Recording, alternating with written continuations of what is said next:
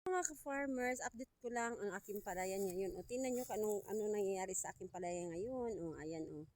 Dahil wala pang ulan ang lugar namin ngayon at yung ibang area nag-ulan na. Nakapagtanim sila ng palay. Pero dito sa amin mga idol, ito pa nangyayari sa aming palayan. Wala pang ulan. O, pinson umulan na para makapagtanim na kami ng palay. Anong buwan na kaya ngayon? June sunod linggo, July na. Ano na mangyayari sa amin nito kung hindi kami makapagtanim ng palay? Ito pang hitsura ng aming palayan. Oh. Hindi pa nalinis dahil gawa ng walang tubig. Oh, ayan mga lodi. Naku, sana umulan naman para kahit paano makapagtanim na kami. Kung hindi kami makapagtanim, sigurado kami di mahirapan dahil sa pagkain. Kaya, hoping soon na umulan na sana. Yan, ang linaw ng langit dito sa aming mga idol. Walang ulan. Walang ulan. Pero sa ibang area, nakapagtapos na ng tanim ng palay sila. Pero dito sa area namin, palibhasa kasi kami, naasa lang kami sa sahod ulan. Kaya ayan mga idol.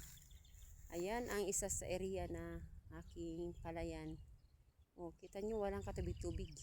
Ayan o. Ayan bang yung mga dayami na pinag-anihan nung nakaraan. Ani.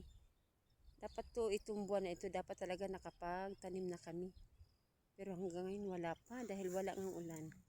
Ito mahirap sa sahod ang ulan lang ang inaasahan namin. Hindi gaya sa ibang area na may mga area to sa amin na irrigated. Pero dito sa amin hindi, sahod ulan lang. Kaya kung hindi uulan, syempre kami na mga farmers dito nahihirapan din. At syempre, hindi natin masasabi, medyo kakapusin kami sa pagkain. Kaya nag-ano kami na sana umulan na para naman kahit papaano makapagtanim na kami ng palay. Dito sa gilid ng aking palay, dito ang aking backyard garden. Ayan. Ito ang aking backyard garden. Ito yung mga bago ko tanim na eggplant. Ayan. Nilagyan ko siya ng mulching para kahit papaano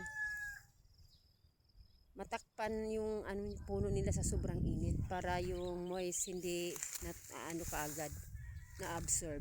Ito ang aking backyard garden mga lodi. Ayan ang aking mga kasitaw. Ayan.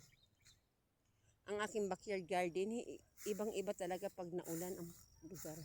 Kasi ito medyo talaga ang bunga niya. Yun bang hindi karamihan.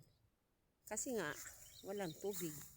Kaya ayan mga ka-farmers, update ko sa aking buhay probinsya at buhay magsasaka. Thank you guys.